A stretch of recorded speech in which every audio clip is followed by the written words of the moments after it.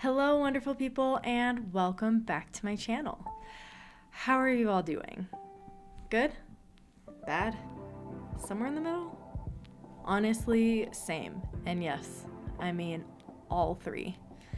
But I am hoping I can provide you with a quick distraction of the day-to-day and just invite you to sit with me as I talk about my books.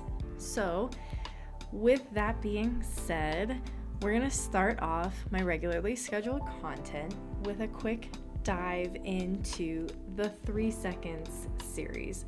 These are the books that started it all for me, and I would love to talk a little bit more about them to give you more to work off of than what's on the back of the books. I am hoping to turn this into a regular series where I can provide you a little bit more of what to look for in my books when they come out and giving each book its own little video. I'm a slacker this time and didn't get my YouTube channel started early enough to capture that for the first, second, and third books, so they're gonna get all lumped together. This is your warning.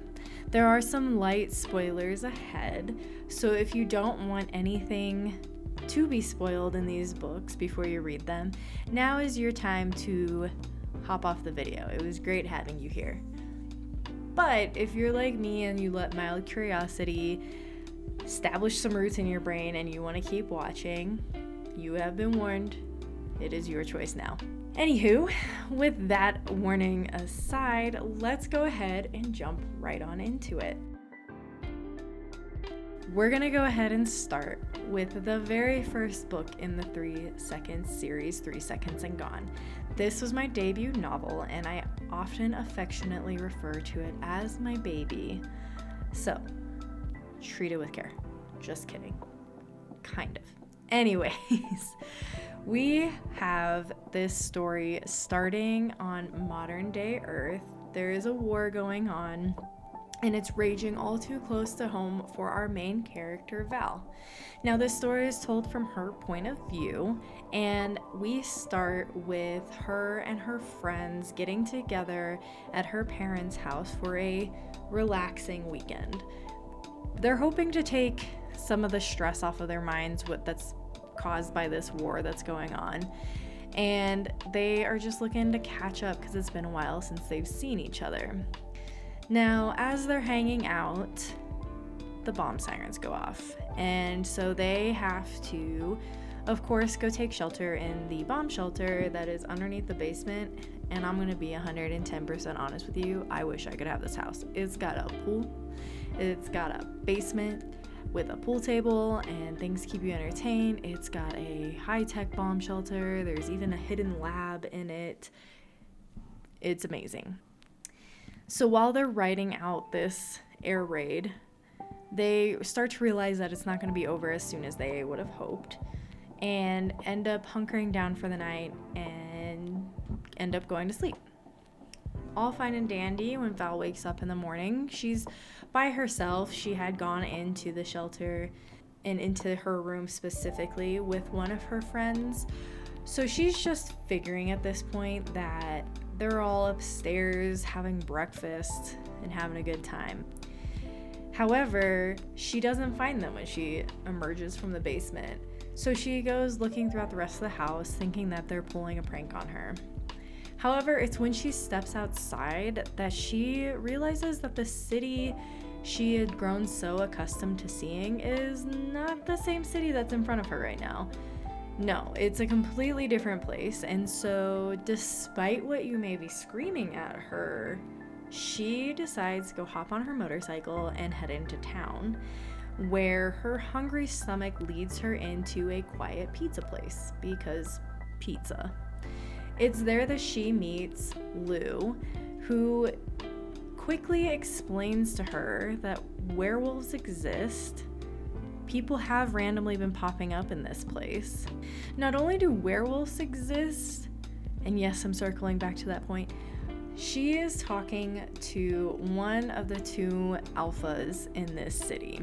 Now, there's 2 separate packs in this city, and like I said, Lou is one of the alphas, and it's not too long after meeting Lou that she gets to meet the other alpha. We have Warwick, who is power hungry and ruthless. He will stop at nothing to take out his competition or anyone he feels is a threat. So, of course, Lou warns her to stay away from him. But it turns out, and take this as you will, I don't necessarily view it as the worst thing, but I am also biased because I'm the author. All arrows seem to be pointing to Warwick being the one Val needs to go to for answers. Of course, this is just the start. Not only is Val in an entirely new city, but she's in a completely new world, one where werewolves exist. She thought she was starting a relationship with one of her friends, and then she finds out that she's caught between two alphas, which, if you ask me, is not the worst thing in the world. So then we move on into the second book. We have Blink and You Miss It. It's in this book that we get more spice. We get to see Val and Lou's relationship blossom a little bit.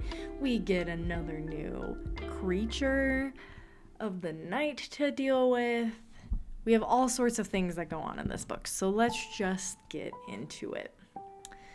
So this book picks up right where the first one left off. Val and Lou are now in this new world, one where there's rolling green hills, it's serene, they're not in the city, they're really on the outskirts where there's just a lot of like farms around, so there's a lot of space.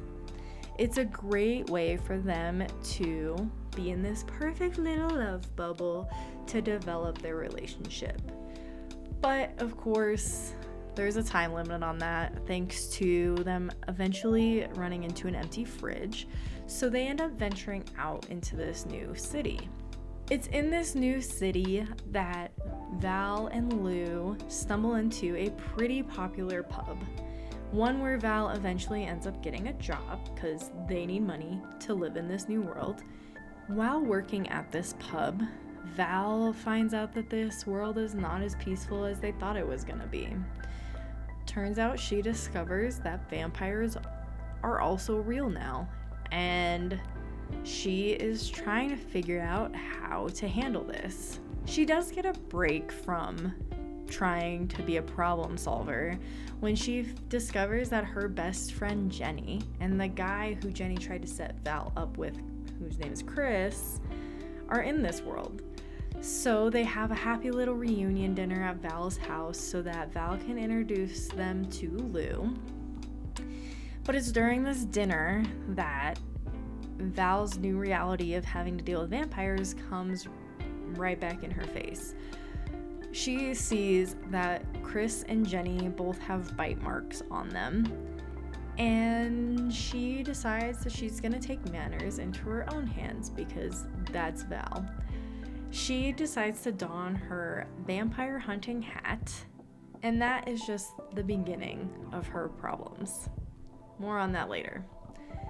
While all of this is going on, and while she's trying to process all of this, she runs into Warwick.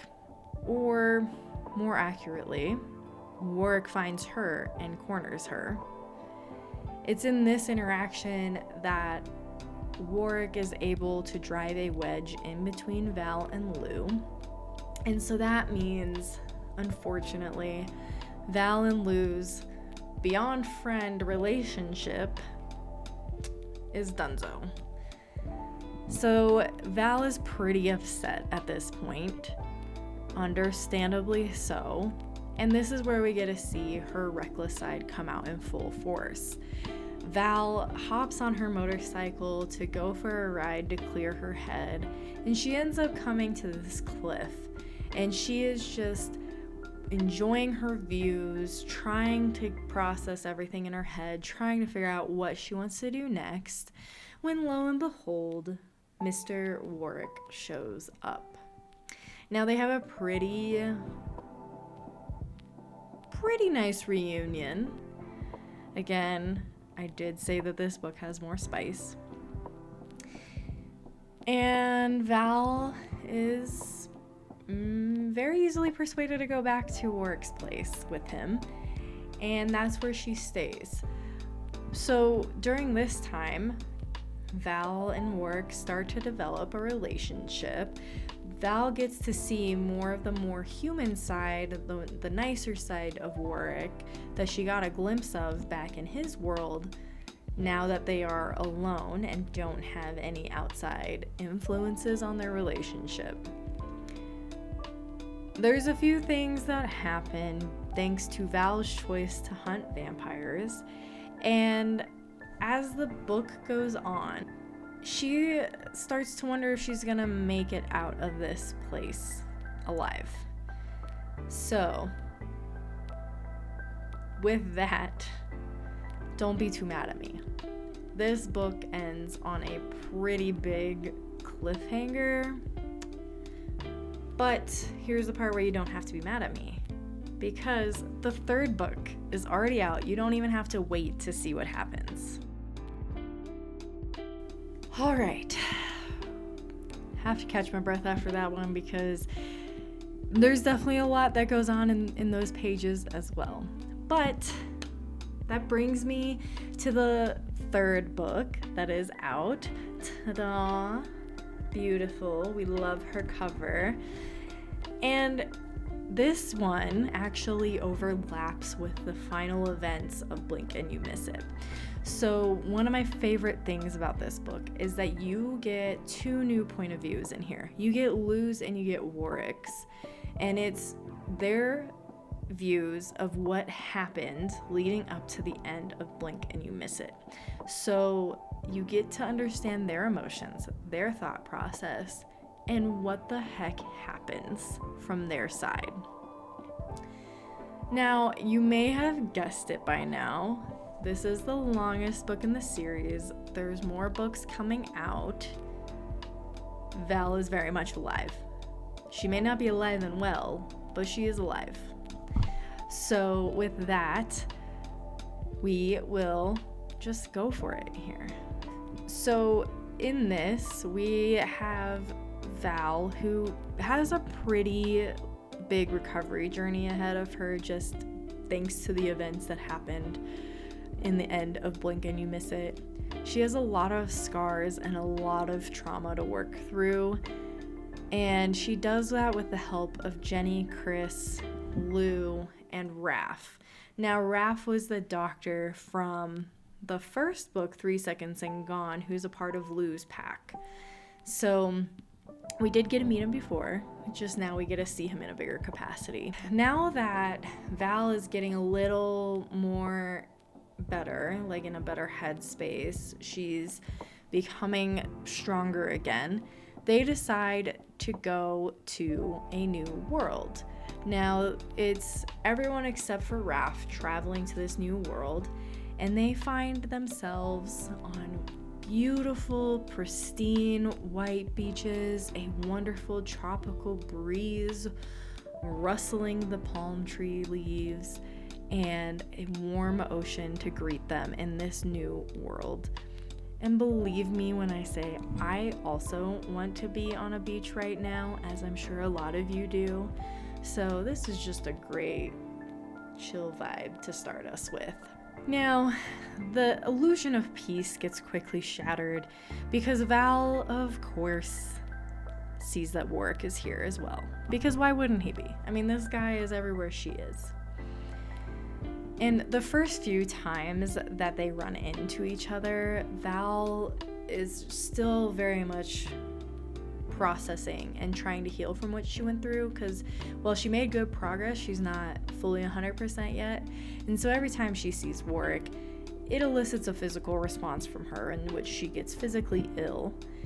And of course, Lou, Jenny, and Chris aren't so happy with the fact that Warwick is here as well.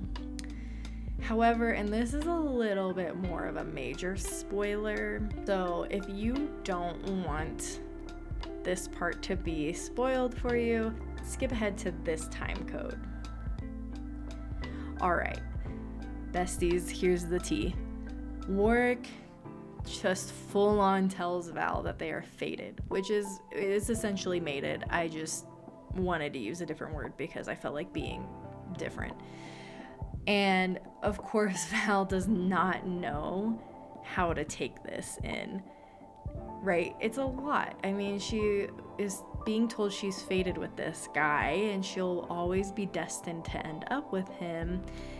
And it's the same guy who has put her through the ringer.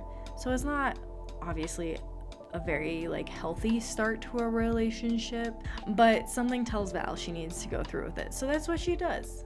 She explores this relationship again with Warwick, much to everyone's dismay. She brings Warwick home and he ends up staying with them. Val agrees to work with Warwick. She is open to the idea of being romantic with him again. And even Lou and Warwick find a way somehow to put aside their differences and work together. Now, I did forget to mention that in this new world, Val and her crew stumble across a couple more of Val's friends. They run into Joe and Bev in this book, and so that means Val is one step closer to completing one of her goals. Now, the other thing I didn't mention right away is that in this new world, we have another new fantastical creature, and that is the Fae. And while we don't get a ton of them in this book, we do get a glimpse. They definitely come into play more later in the series, so it's not like you won't see them again. It's just that in this book, we get a little sneak preview of them. Also get a huge betrayal of trust at some point in this book that kind of rocks everyone's world a little bit. And then we end with another cliffhanger, not as dramatic as what was in Blink and You Miss It, but we get a new mysterious person to enter the chat. And as much as I want to say more, you're gonna have to wait until the fourth book comes out. This is where the spoiling stops. So with that, now that we've gone through the first 3 books and given you a little bit more to work with than the synopsis on the back, I want to take a step back and look at things at a higher level again. So I want to start by examining the tropes that you find in this series. You have a love triangle between Lou, Val, and Warwick. You have rivals to lovers that eventually develops into full-on lovers in the 3rd book. You have found family vibes. You have a strong female main character. You have a lot of questioning of trust, and there's a lot of secrecy and just all sorts of good things. So when I try to think of shows and movies that this series is similar to, I always keep coming back to Underworld. Instead of rival vampires or vampires and the Lycans going after each other, you have 2 werewolf packs in the same city, kind of butting heads.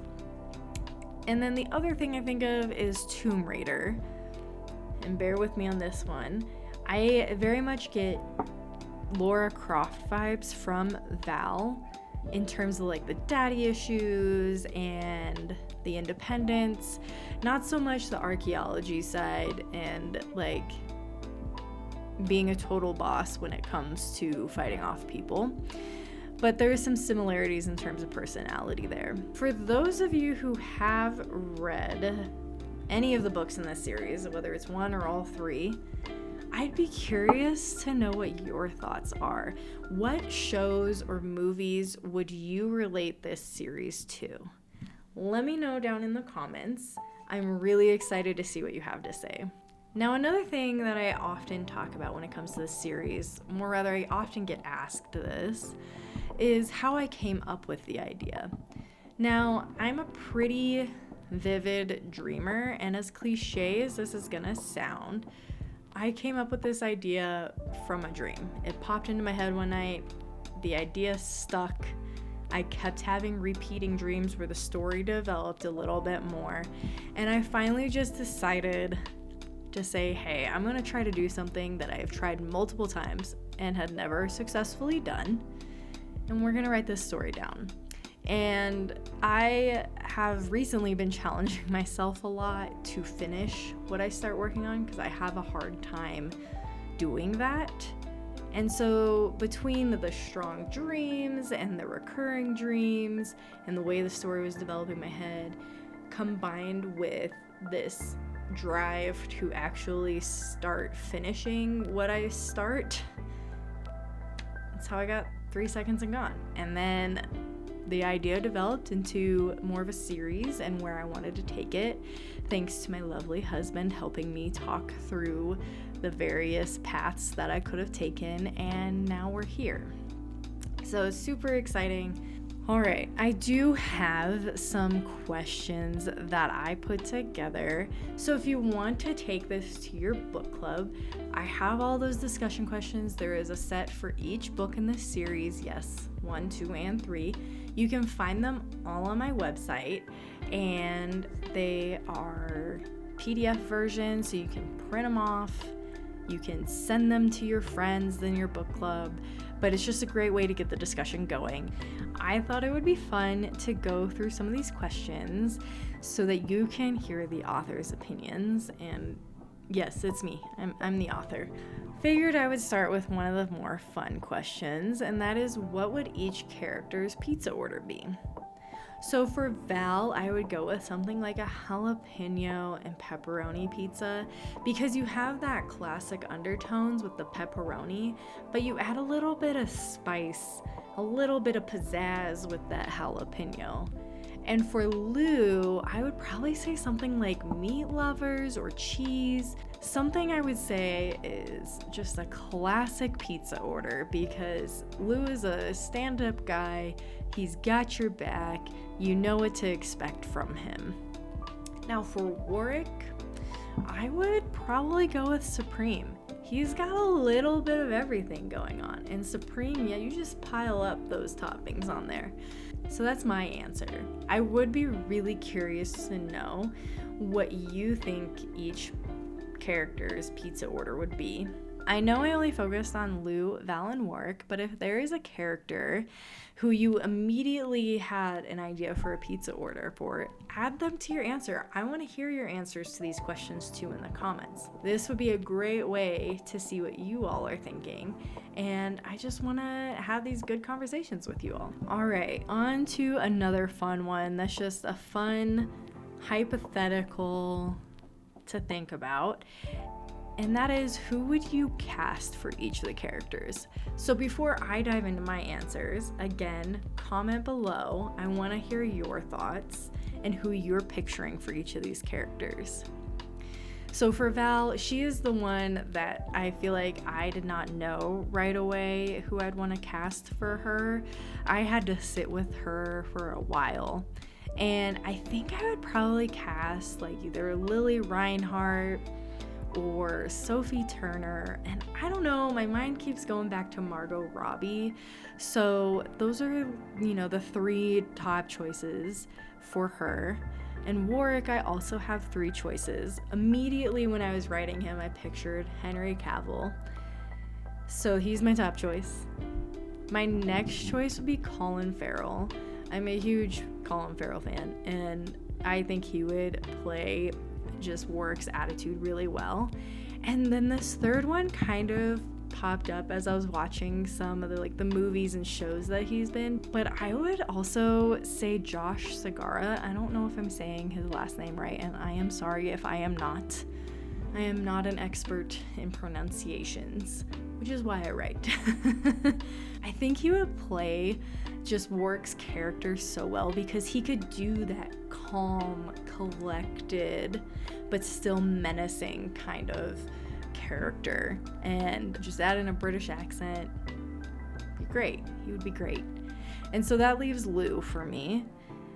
Now, while Val and Warwick had 3 options, there's only a couple of people I would think of for Lou.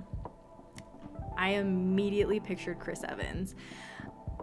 I am also a big Chris Evans fan, so there's a little bit of bias there.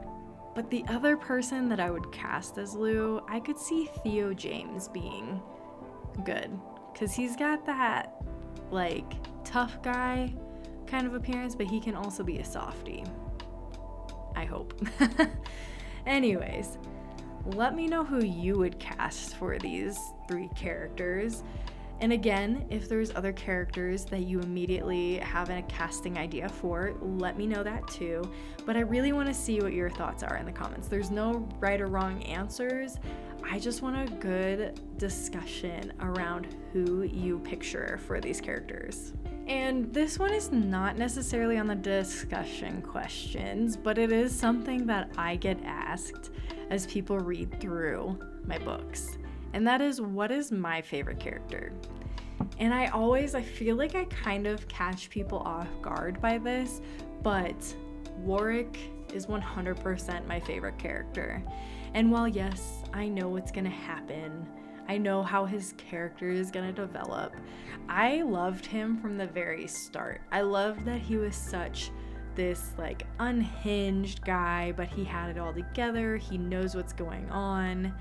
And I just loved to see how he opened up more to Val in the second book and how they work past differences and really come to terms with this idea of being fated. And so again, let me know in the comments who your favorite character is. Now, if you have already read these books, and bonus points to you if you have you left a review? Reviews not only help readers determine their next read, but it also helps authors, especially indie authors, get some more exposure onto their books. I can only do so much on my own, and so your reviews really help take it that extra mile. And it means the world to me when I see what you thought of my book.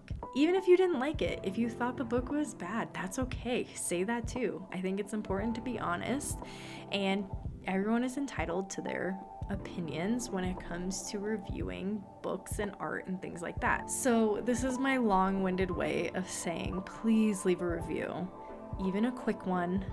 And I just can't wait to share more of these books with you. If you watched this video today to learn more about these books and don't have your copies yet, head on down to the description, links are there. Go grab your copies today and let me know your thoughts. I appreciate you all taking the time to hang out with me and listen to me ramble on about my books. Hopefully you learned something, hopefully you got a good laugh. Hopefully I got you thinking, or hopefully I turned you on to a new book series. It would mean the world to me if you hit the subscribe button and enable those notifications so that you know whenever I post the next video. That's all I have for now, but I can't wait to see you back here. See ya.